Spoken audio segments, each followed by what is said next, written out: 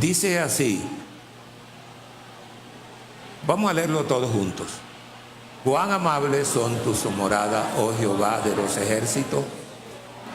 Anhela mi alma y aún ardientemente desea los atrios de Jehová. Mi corazón, mi carne cantan a Dios vivo. Aún el gorrión halla casa, la golondrina nido para sí, donde ponga sus polluelos, cerca de tus altares, oh Jehová de los ejércitos, Rey mío y Dios mío. Bienaventurados los que habitan en tu casa, perpetuamente te alabarán. Bienaventurado el hombre que tiene en ti su fuerza, en cuyo corazón están tus caminos. Bienaventurado el valle de lágrimas en fuente, cuando la lluvia llena los estanques. Irán de ver en poder y verán a Dios en Sión. Verán a Dios en Sión. Vamos a orar. Soberano Señor, gracias te damos a ti, Señor Jesús.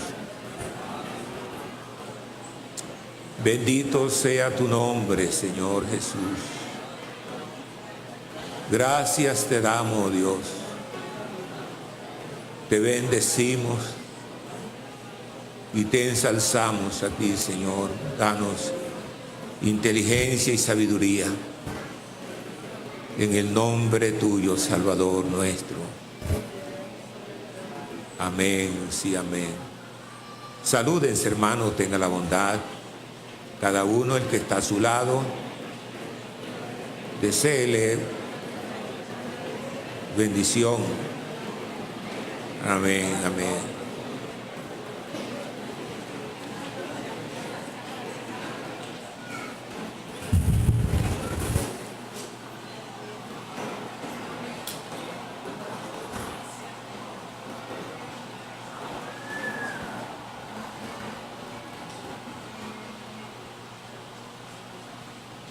Bueno, este salmo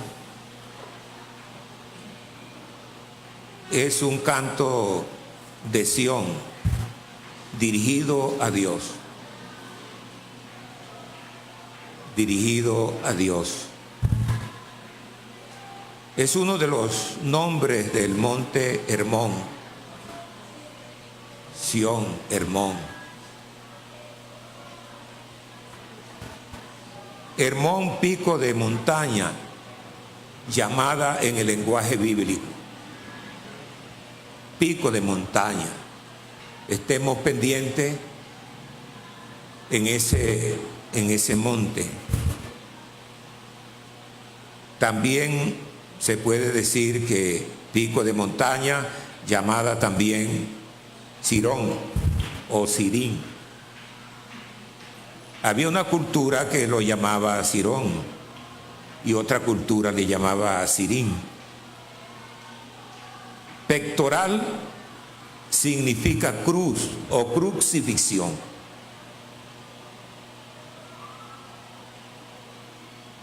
Como dice allí en Deuteronomio capítulo 3, verso 9.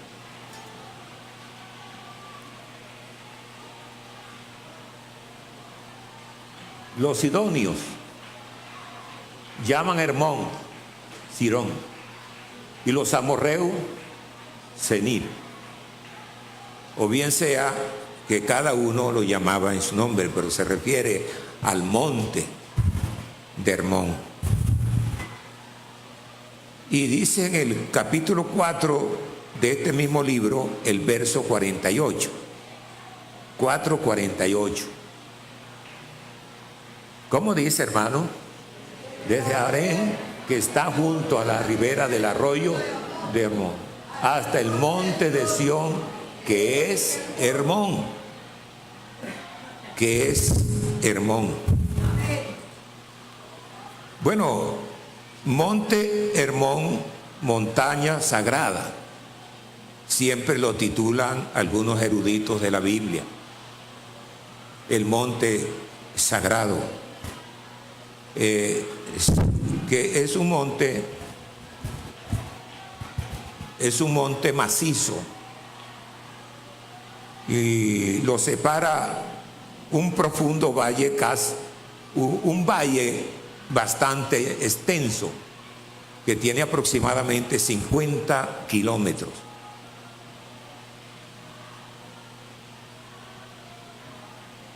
Y tiene 2.700 metros de altura, o bien sea sobre el nivel del mar. Y queda al norte de Palestina. Se cree que pudo ser el monte de la transfiguración que habla en Mateo. Todo esto tiene una secuencia, todo esto tiene su razón de ser. Cuando la Biblia fue escrita con toda la consagración del caso, con toda la verdad y con toda la reverencia que merece realmente la Biblia, la palabra de Dios. Por eso nuestra actitud en el Evangelio, la actitud en la iglesia,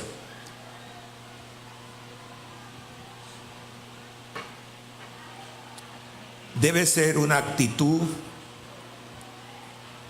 de consagración, debe ser una actitud de verdad, una actitud de verdad que sea, perdone la redundancia, que sea del todo el corazón.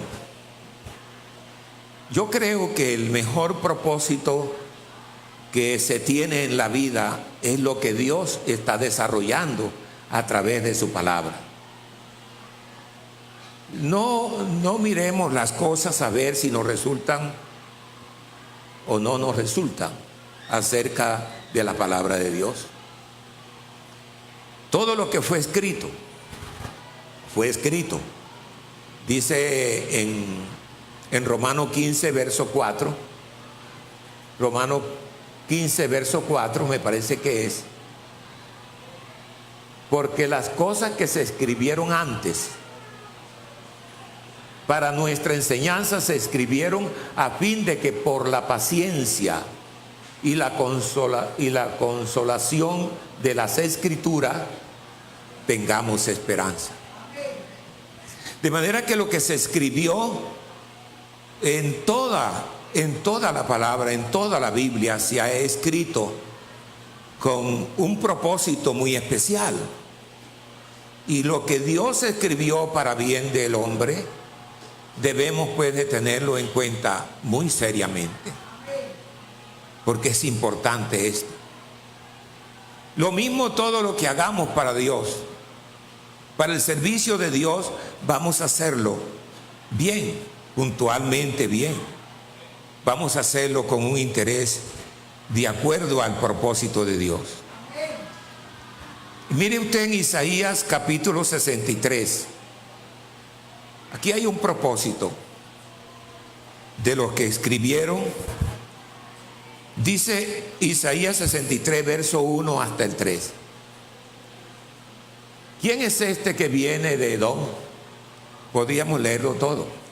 ¿Quién es este que viene de Edom, de Borsa, con vestidos rojos?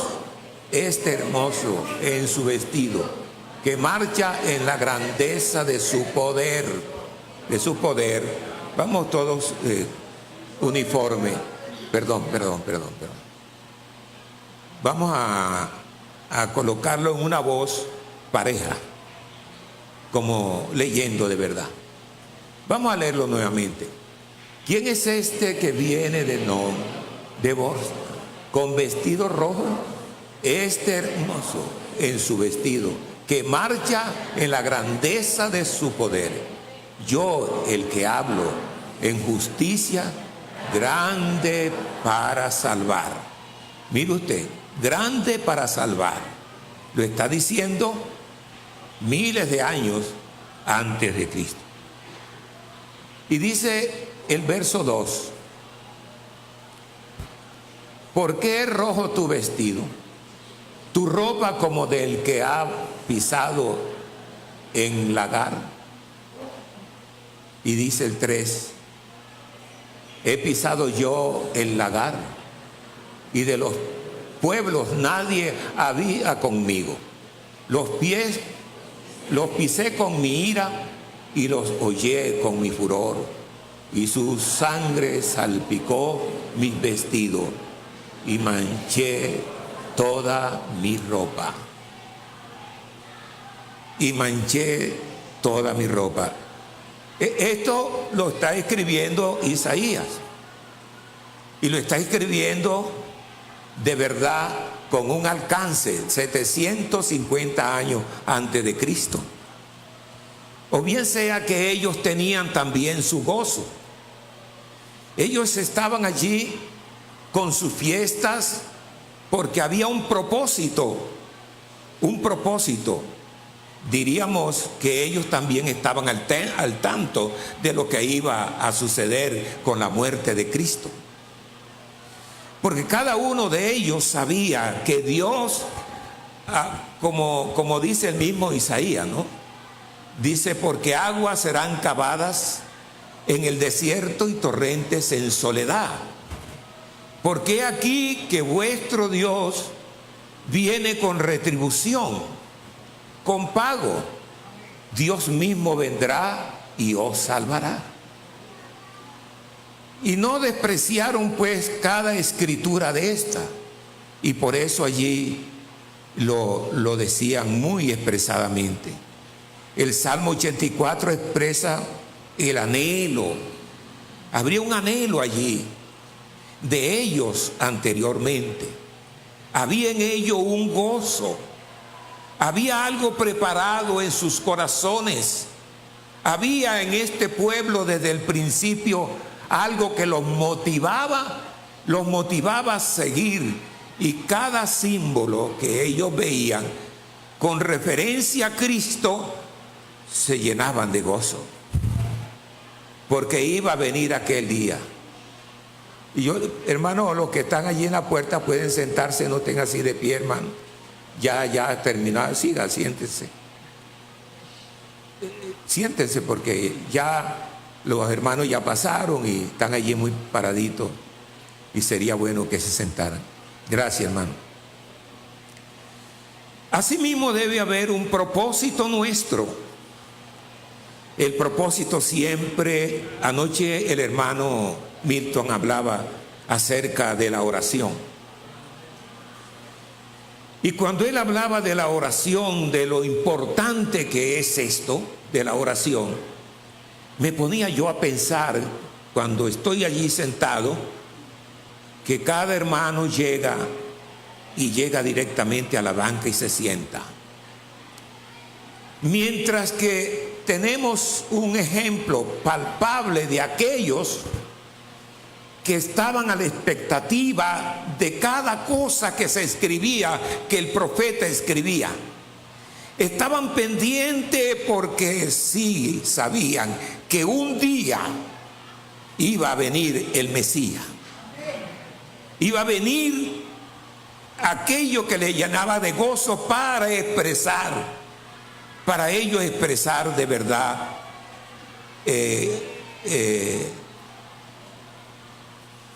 lo que tenían en su corazón, esa fe que le iba de progreso en progreso. Yo creo que cada escritura, que cada profeta que escribía algo, para ellos era una alegría, porque todos los profetas hablaban de Cristo. Todos hablaban de Cristo. De manera que cada pueblo estaba preparado para esto. Bendito sea el Señor.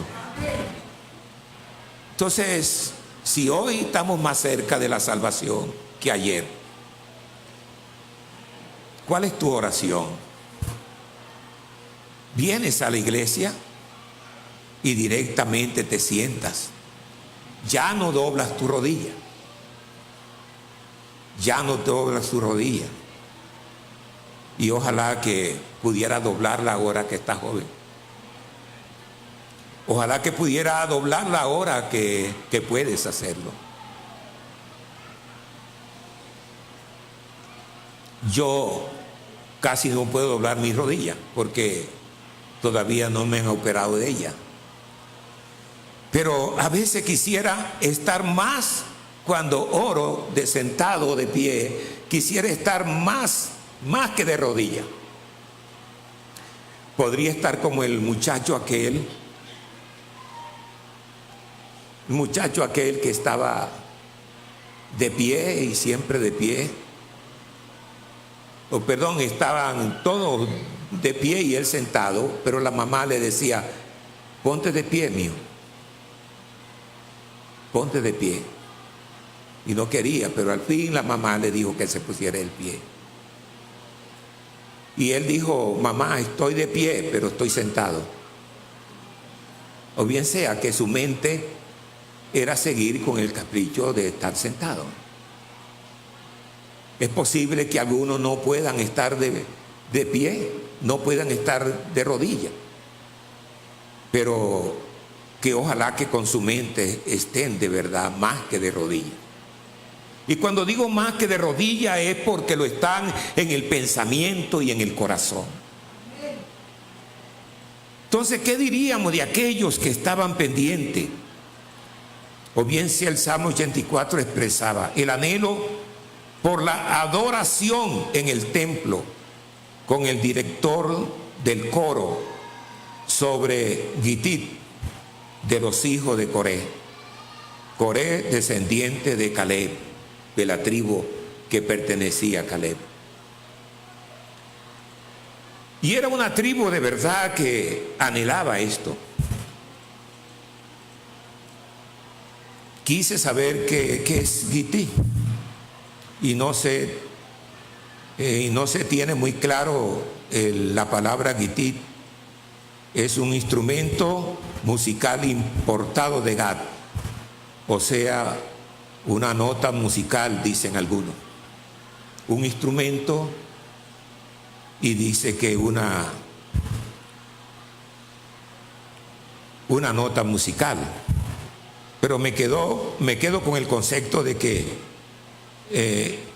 era más que todo, de Gitit significaba una melodía.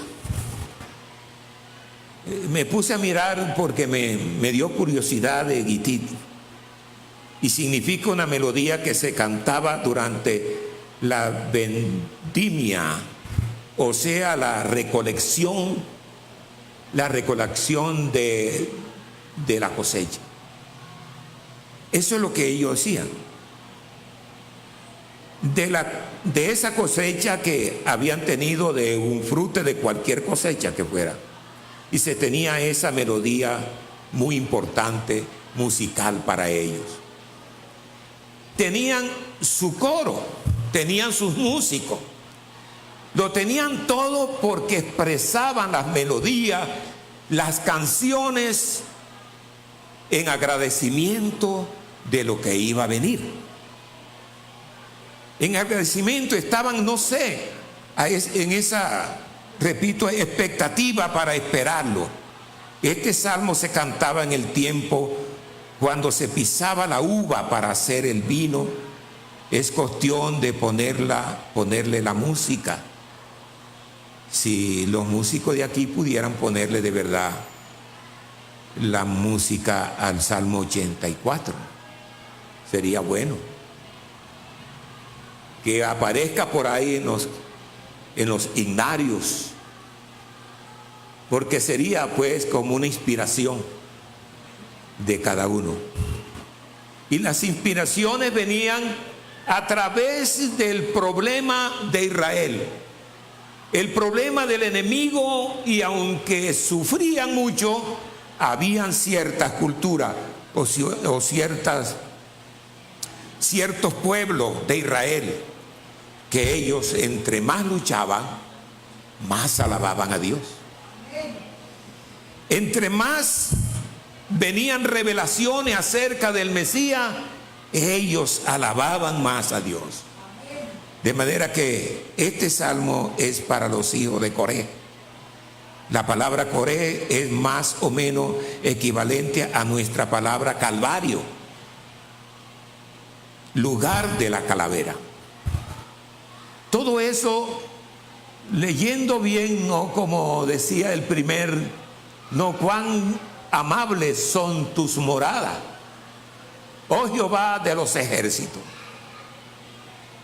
Y el 2 dice,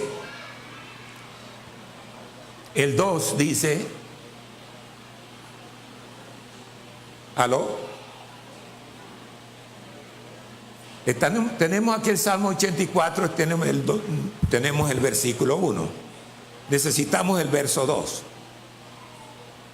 Gracias. Anhela mi alma y aún ardientemente desea los atrios de Jehová, los atrios de Él. Qué lindo. O bien sea, anhela mi alma y aún ardientemente desean los atrios de Jehová. Mi corazón y mi carne, ¿qué dice? Cantan al Dios vivo. Desde ese entonces cantaban. Lo mismo decía los ángeles. Os doy nueva de gran gozo cuando nació Cristo, que será para todo el pueblo. No sé qué será lo más importante que tienes. Es decir, este salmo, ellos tenían lo más importante en su vida. Trabajaban, luchaban. No, es posible que en su tiempo habrían buenos colegios, buenas universidades, bueno, ok, en su modo y en su manera. Y trabajo también había, pero en su menú, en sus planes, tenían lo más importante, era la venida del Mesías. Os doy nueva de gran gozo que será para todo el pueblo que os ha venido. Que hoy doy nueva de gran gozo que será para todo el pueblo. Y dice acerca del nacimiento de Cristo. Pero me quedo con el concepto ese tan grande y importante de nuestra manera. Lo digo con calma, porque es algo que necesitamos ver un ejemplo de aquellos hombres, porque la iglesia necesita de verdad. Este salmo se cantaba en el tiempo cuando pisaban las uvas, con una música muy especial. Este salmo es para los hijos de Coré. La palabra Coré es más o menos equivalente a nuestra palabra Calvario, lo repito, lugar de la calavera. Era algo muy simbólico lo que ellos hacían allí acerca de la sangre salpicada y todas esas cosas. Para ellos era un gozo. Espiritualmente se llaman los hijos de la cruz. Significaba felices, inteligentes, eran sabios. Repito, hijo de la cruz. En cierta manera que todavía no se había realizado, pero en nosotros ya se realizó. Y podríamos nosotros decir quiénes son los hijos de la cruz. ¿Quiénes no? ¿Quiénes atravesando el lagar del valle de lágrimas lo cambian en fuente de esperanza y de seguridad? Entonces, ¿dónde viene el avivamiento del hombre de Dios? Yo creo que el interés más importante que debe tener la iglesia, más que todos los pueblos del mundo, es esta esperanza que estamos esperando. De eso debe interesarnos de verdad. Y si usted, o si a ti, o si tú te interesaras en verdad de esperar esto, porque ¿qué más esperamos, hermanos? Oí decir hoy, quizá con angustia, anoche o esta mañana a las 5 de la mañana, acerca de la voz del Papa, acerca de la angustia que tiene los pueblos que sabemos que están en problemas y en dificultad. Si nosotros nos pusiéramos a analizar, pudiéramos decir como dijo el apóstol Pedro: Señor, ¿a quién iremos? Solo tú tienes palabra de vida eterna. Solamente en ti está la esperanza. Solamente en ti esperamos. ¿Qué te puede cambiar algo mejor que la esperanza del Mesías, de la esperanza de la venida del Señor por su pueblo? ¿Qué te puede interesar más? ¿Cuál es el mayor interés para ti? Si al fin y al cabo, cuando venga el Señor, si una persona, el que se queda, no podría decir que era hijo de la cruz, porque yo pienso que solo los hijos de la cruz, los que realmente llevan en su corazón y les causa sed por buscar al Señor, son las personas que de verdad tendrían ese sentir y decir: los hijos de la cruz, felices, bienaventurados. ¿Qué quiere decir felices? Bienaventurados y felices aquellos, porque tu interés debe ser ese. Perdona que vaya como en cámara lenta, pero además que ese es mi deseo, porque el deseo quizás de decir las cosas con calma es con el fin de que entremos a una reflexión importante en la vida. ¿Por qué habrán tantos vacíos? ¿Por qué habrá tanto interés por la mundanalidad? ¿Por qué tanto interés por muchas cosas que es necesaria? No, para el ser humano, sin dinero no puede usted ni siquiera ir a su casa porque necesita el pasaje para el bus. Pero ese no es el todo. Y hay cosas y privilegios que hay en el hombre, pero nosotros estamos esperando algo más que los privilegios humanos. De verdad que es cuestión de sentarnos y pensar si aquellos hombres tuvieron esa sed, esa forma de adorar a Dios. Quienes atravesando el lagar del valle de lágrimas lo cambian en fuente de esperanza. Solo los hijos de la cruz conocen el secreto de los caminos del Señor. Solo un hombre que conoce esto y sabe cuál es la esperanza que tenemos y lo que esperamos ver. Como Job todavía fue más, fue más allá, pero vio algo más claro, porque él decía: yo sé que mi Redentor vive y le veré y lo verán mis ojos. Imagínense ustedes eso, que ellos se alegraban de esto. Es un valor grande que nosotros tenemos, hermanos.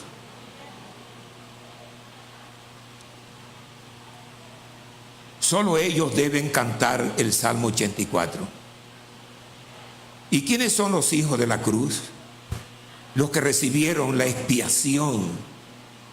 Porque cuando un hombre es consagrado es porque ha recibido la expiación. Es porque ha recibido en su vida, ¿no?, lo que dice su palabra.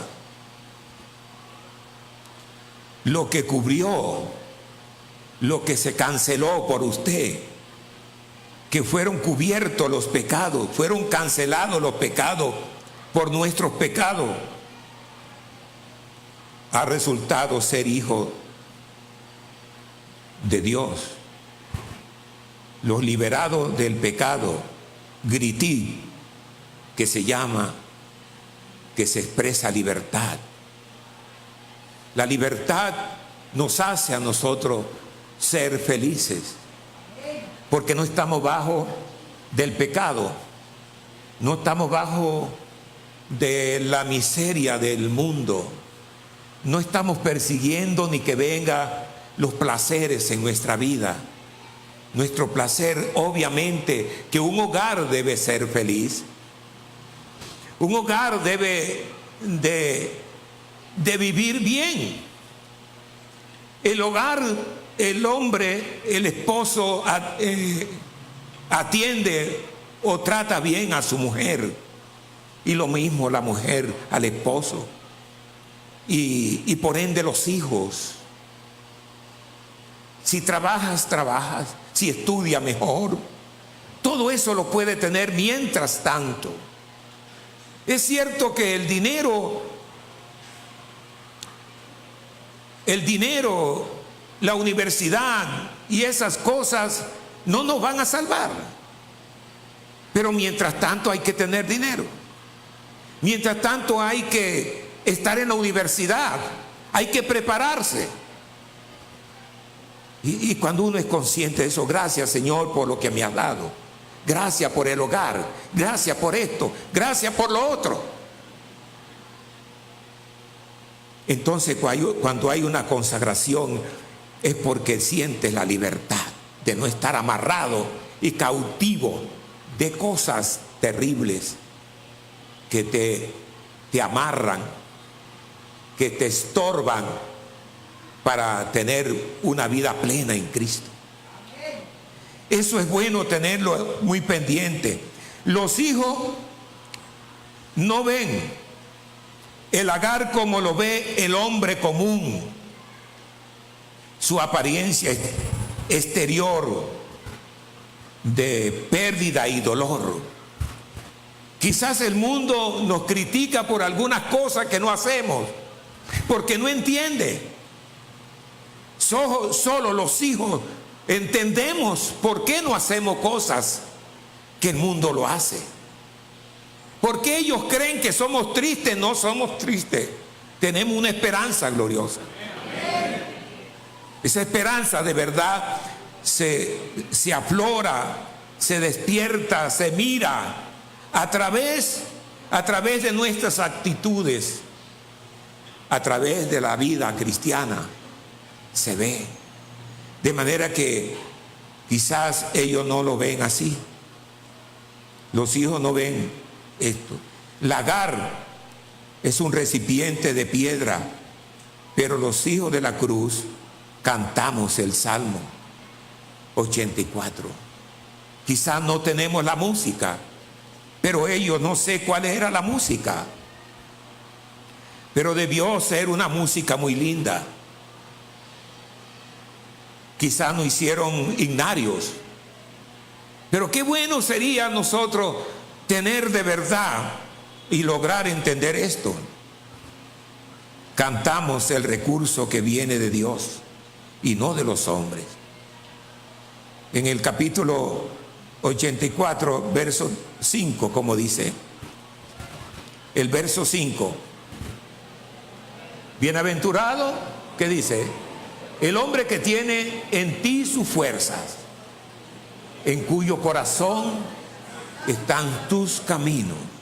En el corazón de cada uno están los caminos de Dios. En el corazón de nosotros está su palabra. Job lo predijo, lo que le dije ahora. A pesar de que Job perdió todo, pero también él pasó por el lagar, por el sufrimiento. Perdió todo, pero también Dios le devolvió todo, y más que todo. A veces tenemos lagares en la casa y en la vida, que se esfuerza uno y tiene cosas que uno se pregunta por qué. Usted dirá, quizá el hermano Armando no se pregunte. Tengo más preguntas que ustedes. Porque no solamente tengo un hogar, sino que trabajo. Dirá usted, ¿cuál es el trabajo? Quisiera yo, de verdad, es más fácil cumplir con un horario en una empresa y venir a la casa y irme el sábado y volver quizá qué día. Porque un pastor tiene las 24 horas. En el momento que se despertó a las 3 de la mañana, tienen que pensar. Y tienen que pensar en el problemón que tiene alguna familia, algún hermano y algo por el estilo. Entonces Job lo perdió todo y pasó por el lagar. Es un sufrimiento, no pisando, sudando y luchando aquellos que pisaban en el lagar para sacar el vino, para sacar el aceite, para sacar, y era pisando, pisando y pisando hasta lograr tenerlo. Cristo pasó el valle del lagar. El resultado son vino y aceite. El sufrimiento de Cristo, el resultado somos nosotros, usted y yo. Sobre todo el que en verdad ha pisado ese lagar, el que en verdad anda en él, el que en verdad sabe lo que es ser hijo de Coré, sabe lo que es hijo de la cruz. Ser hijo de la cruz es aquel que de verdad, cuando dice gloria a Dios aquí, es porque lo dice en el corazón también y lo vive en la vida, porque es fiel a Dios, porque ama, porque dice verdad, no traiciona, no es traicionero a su hermano como Judas, que traicionó a su Señor. Ser hijo de la cruz, usted lo sabrá. Cada uno que sabe lo que estoy diciendo sabrá si es hijo de la cruz o no.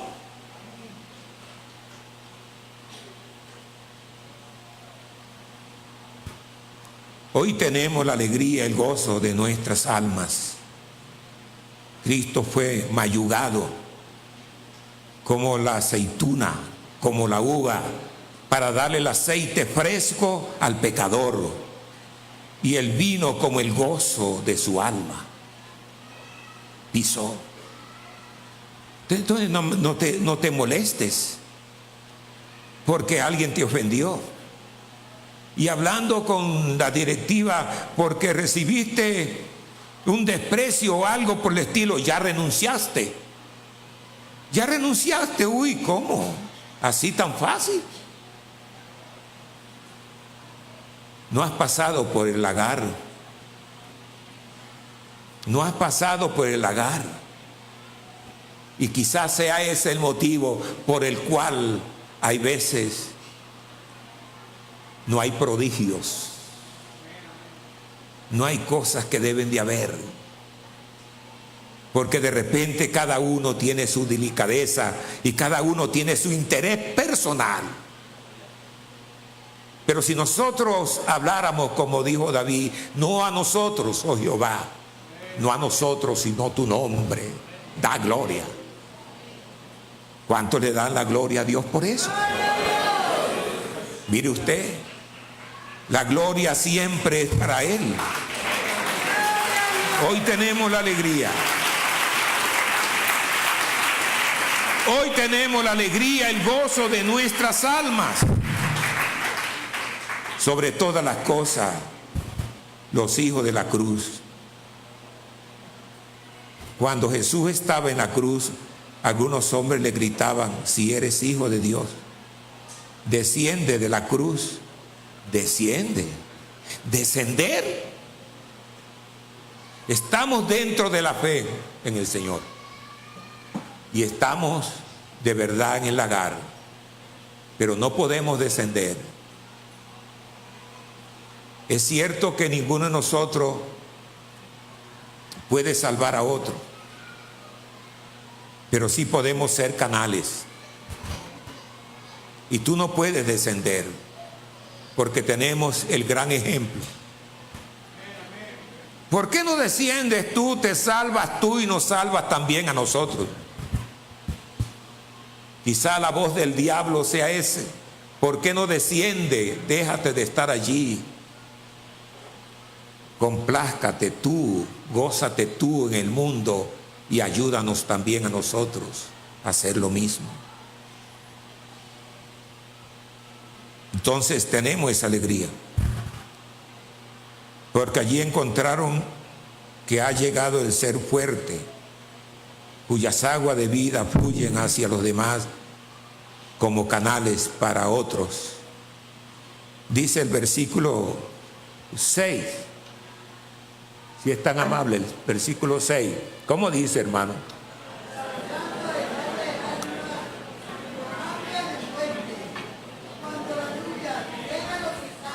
Amén. Atravesando el valle de lágrimas. Llegó la hora, hermano. Llegó el momento en que nosotros tenemos que atravesar ciertas dificultades.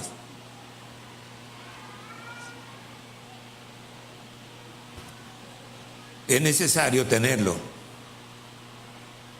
Sé fuerte. Permanezca en la fe. No importa que hayan dificultades, pero sí tenemos la seguridad en esto. Más bien, sé un hombre y una mujer fuerte que pueda luchar. Cuando Jesús estaba en la cruz, no solamente le decían esto, descender. Entonces mi pregunta es esta. Descender, hermano. ¿Le suena esa palabra? Descender. Cuando te suene esa palabra, debe de aferrarte más a Dios, más al Señor. Salir del lagar, abandonar la cruz. ¿Cómo podría entonces otros ser salvos? ¿Cómo podrían también otros ser salvos si usted abandona la cruz? Si usted abandona, es decir, esa fe que ha tenido usted para esperar. ¿Cómo podrían entonces otros ser salvos? Es más, debe arraigarte, más afianzarte en leer más la palabra, en saber más de ella. Debe de luchar para emprender más que todo el ánimo para salvar a otros. Dime usted si ha salvado a alguien. ¿Será que usted ha salvado a alguien? ¿Ha ayudado? ¿Ha ayudado a salvar a otros? ¿Lo ha ayudado? Quizás no.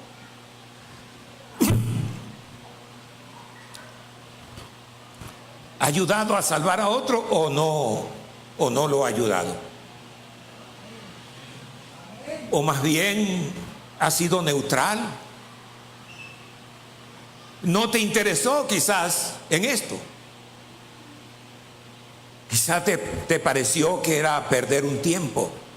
O quizás te dio pena. ¿Será que te avergüenza de Jesús? Cuando usted se avergüenza de Jesús, eso es grave. Entonces descender, hermano. No podrías descender, salir del lagar, abandonar la cruz. ¿Cómo podría entonces a otros, pues repito, ser salvo? ¿Cómo sería? No, transmitida la vida de Jesús a todos los hombres. ¿cómo vas a transmitir la vida? ¿Por qué buscáis de entre los muertos al que vive? Que dio esa voz enorme, grande, maravillosa. Jesús ha resucitado. Entonces, tenemos que transmitir la vida a otros. Para eso hemos sido llamados. Para eso estamos. Seguramente, humanamente, quizás a alguien no te agrada. Pero si has salido del lagar, si eres hijo de la cruz, yo creo que tus brazos están abiertos para todos. Para todo el mundo. Y que usted puede ser un hombre de verdad que tenga el ánimo para enseñar la palabra, para mover los corazones, quizás corazones muy difíciles, pero que usted puede de verdad con todo el corazón decirle al hombre que necesitan a Dios. Si a usted le parece muy poca cosa, realmente entonces necesita estar más en el lagar para que pueda ser un hombre de verdad convencido de que necesita a Dios. Necesitas a tu Dios. Necesitas estar allí. Bendito el Señor. Los hijos de la cruz debemos seguir el Cordero hasta dentro del Calvario. Hasta más allá. Hasta más allá. No te complazca. Dice, no, yo voy a gozar la vida. ¿Qué es gozar la vida? Me decía a mí una persona por allá en el campo que fui a visitar y los trabajadores estaban allí almorzando y me acerqué a ellos, los saludé y le dije a uno de ellos, ¿cómo están? Y me dijo él así frescamente. Después supe que había conocido algo de Cristo, es más, se había bautizado. No era ya creyente. Y me dijo él, estoy aquí haciendo por la vida. Estaba comiendo, haciendo por la vida. Entonces, dijo la hermana, él se llama fulano de tal, fue bautizado hace ya 20 años. Y yo le dije, ¿qué es la vida para usted? Usted está diciendo hacer por la vida. Por comerse un almuerzo dice haciendo por la vida. Usted sabe lo que es la vida. Hacer por la vida es andar con la vida. Y solo lo pudo decir Jesús. Yo soy la vida. Él es la vida. El que anda en Jesús, entonces está haciendo por la vida. El que no anda en Él no hace por la vida. Por la vida física, obviamente. Pero el significado que Él me dijo fue otro. Porque a través de nosotros es inspirado y es impartida el bien del Evangelio a todos los hombres. Miren lo que dice allí en Juan 15, 11, para ir terminando. San Juan 15, 11. ¿Cómo dice?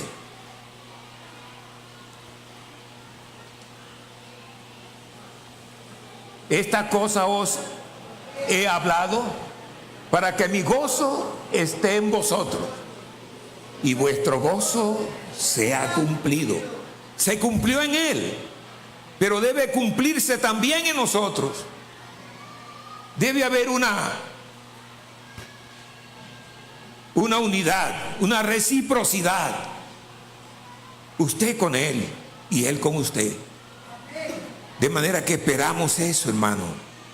En Hebreos 12:2. Hebreos 12:2. Puesto los ojos en Jesús, el autor y consumador de la fe, el cual por el gozo puesto delante de él sufrió la cruz, menospreciando el oprobio, y se sentó a la diestra del trono de Dios. Mire usted lo que es eso. Busquemos ese significado. Ellos buscaban eso y simbólicamente veían realmente la obra de Dios realizada en el Calvario. En el Calvario. Porque aquí una virgen concebirá y dará a luz un hijo. Y se llamará su nombre Emmanuel, que declarado es Dios con nosotros. Porque Dios estaba en Cristo reconciliando consigo mismo al mundo, no imputándole sus pecados, sino que nos dio la palabra de la reconciliación. No seas a media, no vivas a media, hermano, no más que por un plato de lenteja, ni por cualquier cosa que haya. No te complazca, no le dé rienda suelta a la carne, porque eso te perjudica. Y sabiendo y conociendo la palabra de Dios, mucho más pesará en tu alma y en tu vida esto. José fue con su sufrimiento por lo que sus hermanos le hicieron. Y la esposa de Potifar, oficial de Faraón, quien compró a José como esclavo. Y allí estaba como esclavo. Y fue preso muchos años.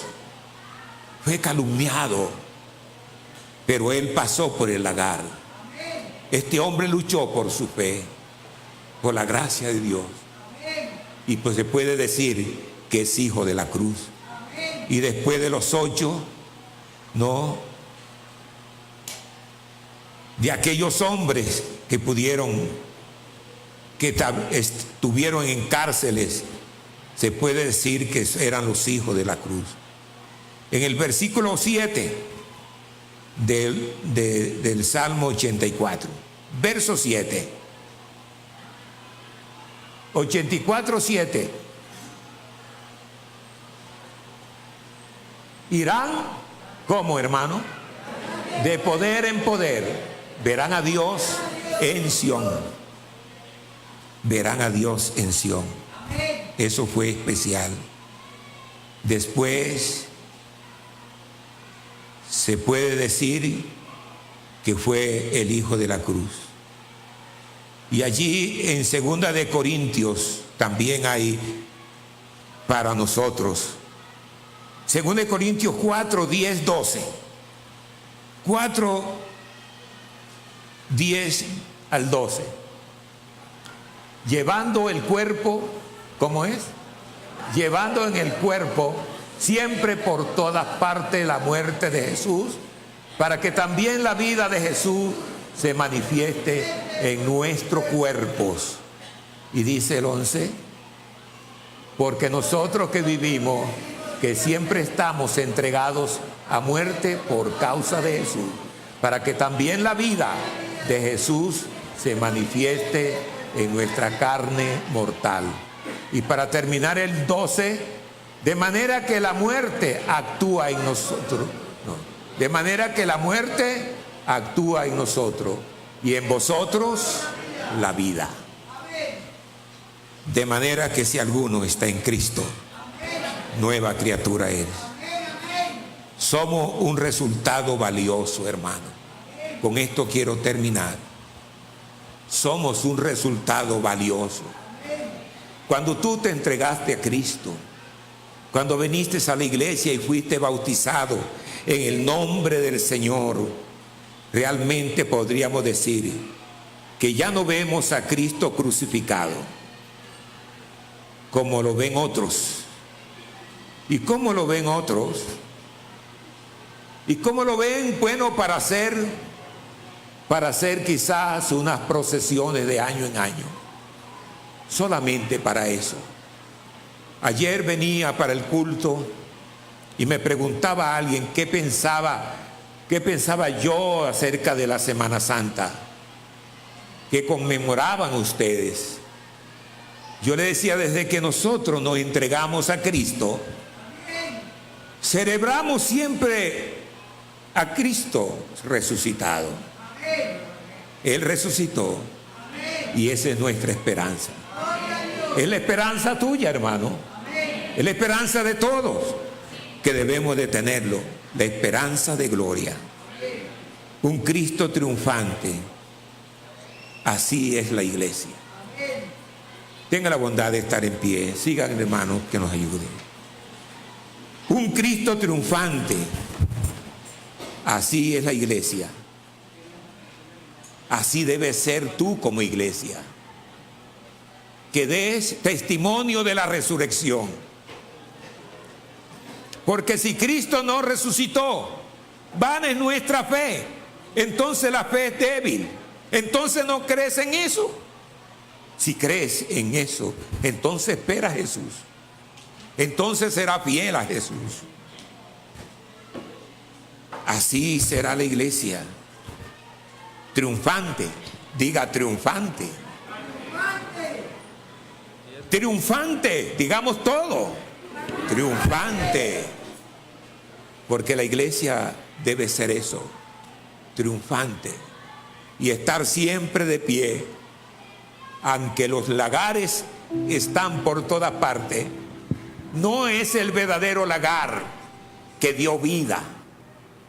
La vida de Jesús es esparcida para cada uno de nosotros. Pensemos en eso, hermanos queridos. Pensemos en ser fuerte. Pensemos los hijos de la cruz, del lagar, se puede decir también. Los hijos deben ser los primeros en levantar su frente en alto. Siempre estar firme para responder al testimonio. Siempre responder al gozo. Responder a la oración. Siempre lo necesitamos.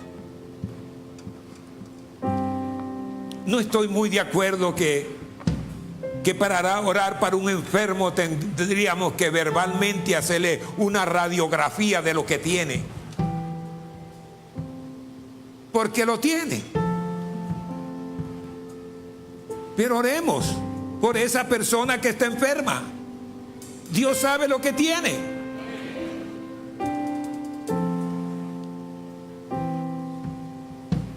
Quizá es raro que usted vea en una iglesia que haya un velorio en la iglesia y que el cuerpo del difunto esté aquí en un cajón.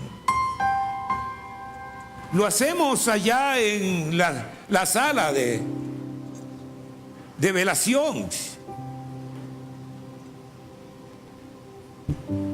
Y algunos dicen, ¿por qué no lo hace? Bueno, tendría que ser quizás una persona por cuestiones porque no caben toda la gente, podría hacerse, pero no debe ser el caso. Y si lo es por esa razón. Como el hermano que era pastor de Kennedy.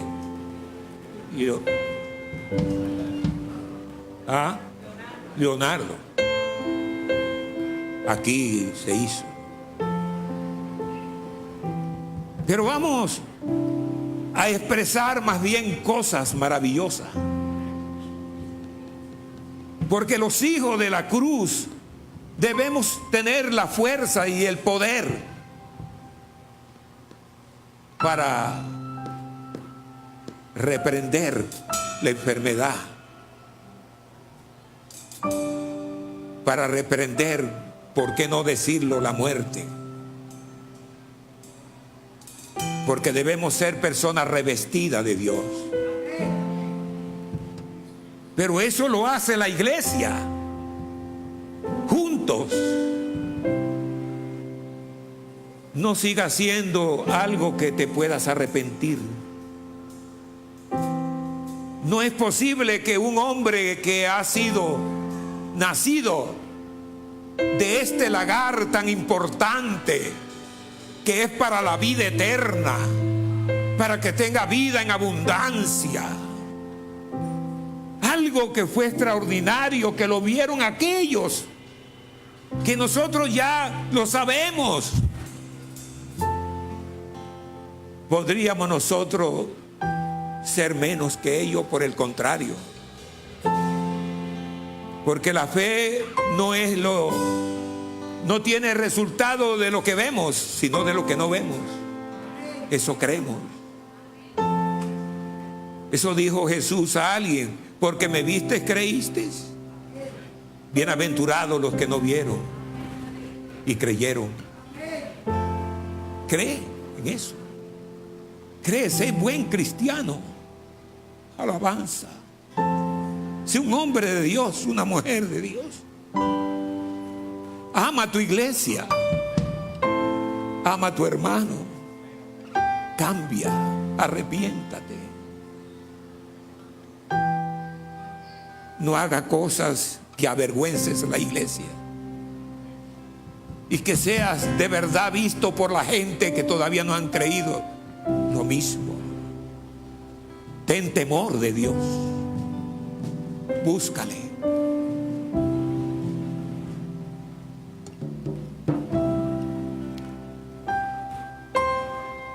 Sé un hombre triunfante. Cuando entres a este lugar, si viniste de muy lejos a pie, que te admiro, a pesar de que estás cansado y sudado, dobla tus rodillas. Porque el primero en necesitarlo eres tú. Tú eres el que más necesita esto. Y además será un ejemplo para los jóvenes. Será un ejemplo para los demás. Que puedas hacerlo. La iglesia debe ser triunfante. Vamos a orar. Yo no te pido que sigas acá adelante. Pero es como si hubiera pasado aquí al altar. En tu pensamiento y en tu corazón es como hubiese ido más acá. A pesar que estás allá. A pesar que estás viajando y estás en otra ciudad, es como si estuvieras aquí sentado. Es como cuando estés trabajando allá en la empresa o algo, o estudiando, es como si estuvieras aquí en la presencia de tu Creador, de tu Señor. Sé ejemplo. Al fin y al cabo vas a envejecer. No es que todavía estoy joven y quiero hacer esto. No, todo joven debe ser reverente. Todo hombre debe ser reverente ante la presencia de Dios. Por eso es que no me gusta a veces ver muchachos por allá, porque lo enseñamos mal. Es por eso, no hay otra razón. Porque son jóvenes nuestros, son niños nuestros, los amamos, los queremos. Pero yo miro más allá. Cuando veo un joven por allá haciendo, que no le interesa, yo estoy pensando algo más allá en él. Y usted como hermano hace eso, le está dando un ejemplo a ellos y a los hijos.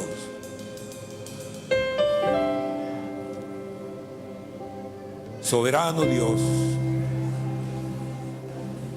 aquí estamos delante de tu presencia. Te pedimos, Dios, que nos dé, Señor, esa sensibilidad en tu palabra. Que seamos los hijos tuyos que necesitas para tu obra.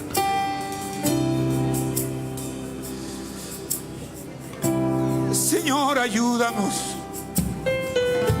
Si hay alguna debilidad en un hermano, ayúdale, Señor. Que coja fuerza. Que cada hogar que está aquí, oh Dios, dale esa valentía para luchar y pasar por el lagar, no importa. Pero aquí estamos